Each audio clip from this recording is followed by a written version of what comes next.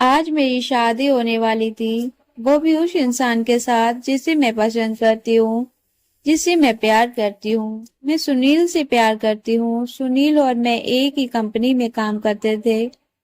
सुनील की ज्वाइनिंग मुझसे 3 महीने पहले हुई थी और मैं 2 महीने बाद में ज्वाइन किया था। सुनील की सैलरी और मेरी सैलरी एक ही थी। हम दोनों एक दूसरे को पसंद करने लगे थे, एक दूसरे को प्यार करने लगे थे और हम फिर एक दूसरे से शादी करना चाहते थे। मैं नौकरी अपनी शौक के लिए कर रही थी। मेरी नौकरी करते हुए मुझे 3 महीने हो चुके थे। मैंने सुनील से कहा हमें शादी कर लेना चाहिए, तो सुनील ने कहा अभी मैं शादी नहीं कर सकता। मेरे घर में मुझसे बड़े 2 भाई हैं, पहले उनकी शादी होगी, उसके बाद मैं शादी कर पाऊंगा। मैं जब ड्यूटी से घर आई तो मेरे पापा मुझसे बोले, बेटा हम तेरा रिश्ता पक्का कर लिए हैं, लड़का वाले तुझे देखने आने वाले हैं। मैंने कहा पापा, आपने मुझसे पूछे बिना ही रिश्ता पक्का कैसे कर दिया? मैं तो सुनील से प्यार करती हूँ और उसी से शादी करना चाहती हूँ।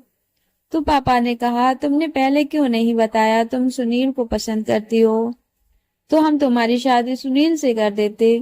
तो मैंने मेरे पापा को सुनील का फोटो दिखाया, तो सुनील पापा को बहुत पसंद आया और वह स्मार्ट भी था देखने में और वह नौकरी भी करता था। मेरे पापा ने सुनील से बात की तो सुनील ने कहा मैं अभी शादी नहीं कर सकता, शादी के लिए मेरे 2 बड़े भाई हैं और 6 महीने के अंदर उनकी शादी हो जाएगी, उसके बाद मैं शादी कर लूंगा। मेरे पापा ने कहा ठीक है फिर, और वहां से रिश्ता खत्म कर दिया। सुनील के साथ बात पक्की कर दी थी। सुनील के 2 भाइयों की शादी होने के बाद अब हमारे घर सुनील के घर वालों ने रिश्ता लेकर भेज दिया था। ये रिश्ता पक्का हो गया था, फिर हमारी शादी हो गई। शादी से पहले एक बात तो तय कर ली गई थी कि शादी के बाद ही सुनील के भाई उस घर में नहीं रहेंगे, वे अपनी पत्नियों के साथ अलग अलग घर में रहेंगे, क्योंकि वह बिजनेस करते हैं और बड़ा बिजनेस है और उनके अलग अलग घर भी हैं। मेरी शादी हुई तो मेरी नंद ने मेरा बहुत अच्छे से स्वागत किया और मेरी दोनों जेठानियों ने भी बहुत अच्छे से स्वागत किया। मुझे सब लोग बहुत प्यार करते थे, लेकिन सुनील की माँ राजी नहीं थी, क्योंकि वह मना करती थी कि शादी के लिए करने वाली लड़की घर गृहस्थी नहीं चला सकती। वो तो नौकरी करती है, उसे बाहर के काम ही पसंद आते हैं। सुनील ने माँ से कहा प्रिया बहुत अच्छी लड़की है और वह घर का सारा काम अच्छे से जानती है, वह सब कुछ कर लेगी, माँ आप टेंशन ना लें। शादी के बाद मैंने घर की सारी जिम्मेदारियां अपने ऊपर ले ली थी और सारा काम बहुत अच्छे से मैं कर रही थी। मेरी ननद भी मेरा काम में हाथ बटाया करती थी और वो बहुत खुश रहती थी, मेरा ख्याल भी रखती थी। हम लोग बहुत खुश रहते थे, सब कुछ अच्छे से चल रहा था। एक दिन मेरी फ्रेंड निशा घर पर आ गई थी। निशा शादी से पहले मेरे घर पर आई थी, लेकिन ससुराल एक बार भी नहीं आई थी। आज पहली बार वह ससुराल आई थी, लेकिन आज उसके साथ उसका भाई भी आया था। मेरे घर तो निशा कभी भी अपने भाई को लेकर नहीं गई थी, लेकिन आज वह अपने भाई के साथ क्यों आई थी? उसका भाई मेरे पति के पास बैठा हुआ था और निशा मेरे पास बैठी हुई थी। मेरी ननद ने निशा से बहुत अच्छी दोस्ती कर ली थी कुछ ही टाइम में, और फिर वह कुछ टाइम रुके और फिर वह चले गए। मेरी ननद बहुत खुश रहती थी। वह कॉलेज जाती थी, ज्यादातर मोबाइल चलाती रहती थी, मोबाइल में कुछ टाइप करती रहती थी। मैं उसकी इन बातों पर ज्यादा ध्यान नहीं देती थी, लेकिन मेरी ननद एक बार कह रही थी भाभी जी यहाँ पर अपने दोस्त निशा को बुला लो घर पर। मैंने कहा क्यों, क्या हुआ? कुछ नहीं, बस अच्छा लगता है वो आते हैं यहाँ पर। तो मैंने कहा अच्छा। फिर कुछ दिन बाद निशा घर पर आ गई थी, उसका भाई भी उसके साथ आया था। मैंने रेनू को देखा था कि उसके अंदर चेंजिंग नजर आ रही थी। उसने जल्दी से अपने कपड़े बदल लिए और हल्का सा मेकअप भी कर लिया था, पर मेरे सास जल्दी से किचन में आ गई नाश्ता तैयार करवाने के लिए और बहुत खुश थी। मुझे समझ नहीं आ रहा था कि इतने चेंजेस रेनू के अंदर क्यों आ रहे हैं। सब कुछ अच्छे से चल रहा था। फिर मैंने अपनी सासू माँ से कहा माँ मैं अपने मायके जाना चाहती हूँ, शादी के बाद से एक बार भी मायके नहीं गई, 1 हफ्ते रुक कर आऊंगी। सासू माँ बोली तुम चले जाओ, कोई दिक्कत नहीं है, उन्होंने भी परमिशन दे दिया था। तो मैं चली गई। मैं 1 हफ्ते रुक कर आई थी, मैं बहुत खुश थी। मैं घर आई तो रेनू बहुत उदास थी और अपने कमरे में थी। मैंने अपनी सासू माँ से पूछा, रेनू इतनी उदास क्यों है, क्या हुआ है, क्या बात है? तो सासू माँ ने कहा, जब से तुम गई हो तो रेनू कॉलेज से आती है और अपने कमरे में चली जाती है और कुछ काम भी नहीं करती। पता नहीं क्या हो गया है उसे, पता नहीं, अपने कमरे में रहती है, ज्यादातर अपने मोबाइल में लगी रहती है। सब कुछ ठीक चल रहा था। एक दिन क्या हुआ, मेरे ससुर दुकान से आए, किराने का दुकान था, और उन्होंने अपना कुर्ता खूंटी पर टांग दिया। उसमें 5,000 रुपए थे। सुबह को देखा तो उसमें पैसे नहीं थे, पैसे चोरी हो चुके थे। अब ये अब ये वाली बात सबको पता चल गई थी। सब पूछ रहे थे कि पैसे कहाँ गए। तो हमने कहा शायद आप वहीं पर किसी को दे दिए होंगे, या फिर किसी ने बाहर ही निकाल लिए होंगे, या आप रख कर भूल गए होंगे। घर में किसी ने आपके पैसे नहीं निकाले। लेकिन वो बात तो वहां जैसे तैसे रफा दफा हो गई। फिर कुछ दिन बाद सुनील के पर्स से 20,000 रुपए गायब हो गए थे। इस बार फिर अगर किसी ने पैसे नहीं निकाले तो कहाँ गए? मेरे ऊपर इल्जाम आ रहा था कि मैंने पैसे निकाले हैं, लेकिन सुनील ने कहा प्रिया नहीं निकाल सकती, प्रिया को पैसे की जरूरत नहीं है, उसके पास तो इतने सारे पैसे रहते हैं।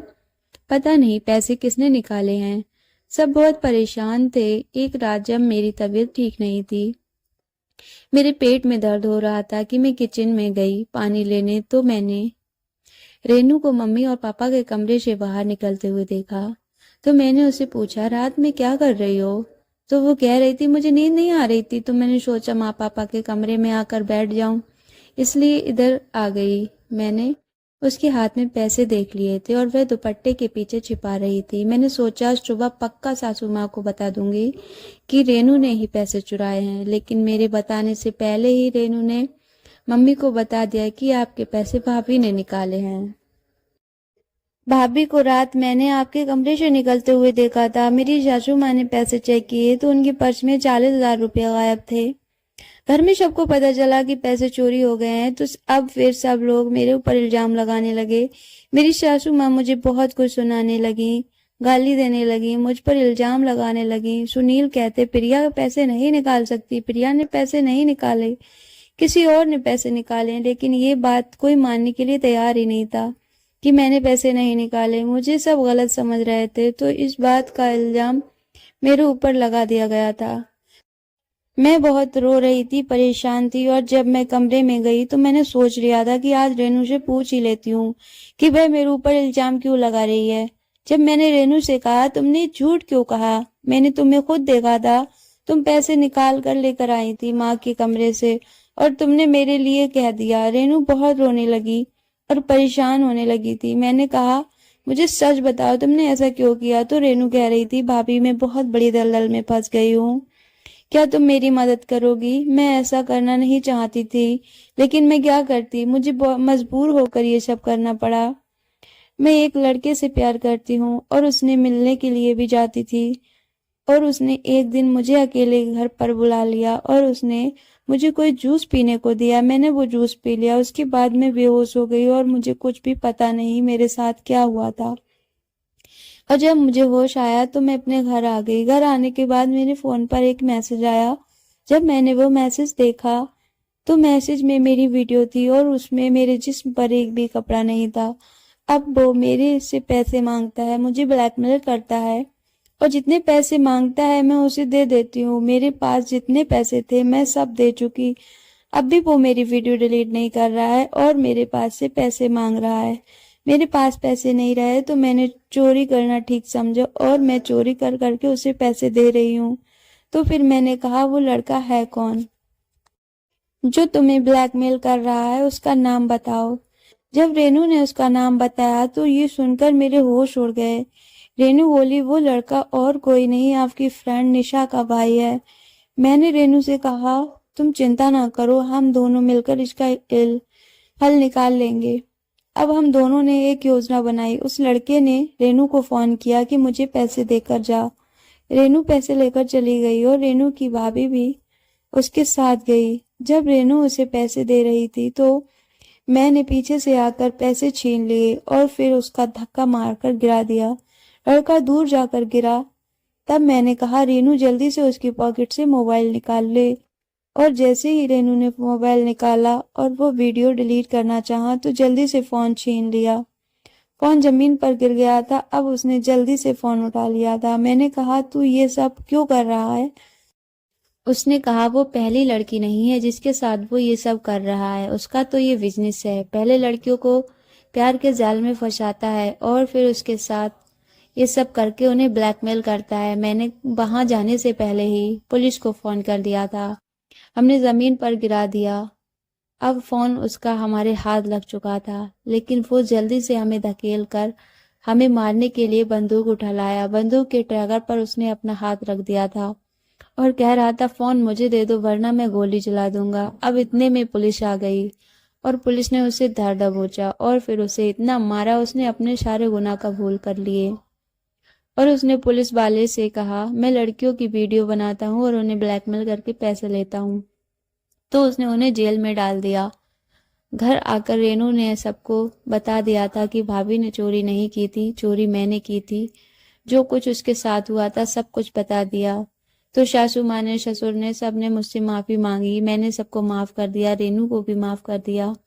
अब ये बात निशा को भी पता चल गई थी कि उसने रेनू के साथ क्या किया है। तो निशा ने भी अपने भाई से सारे रिश्ते खत्म कर लिए थे। हम खुशी खुशी जी रहे थे, सब कुछ ठीक हो गया था। तो दोस्तों, आपको सतर्क रहना चाहिए। कभी भी किसी के साथ गलत हो सकता है। किसी पर यूं ही विश्वास नहीं कर लेना चाहिए। तो दोस्तों, वीडियो कैसी लगी कमेंट कर जरूर बताइए। अपने दोस्तों को में शेयर कीजिएगा, वीडियो को लाइक कीजिएगा, चैनल पर नए हो तो सब्सक्राइब कीजिएगा। मिलते हैं एक नई स्टोरी में, तब तक के लिए अपना ख्याल रखिए। Thanks for watching.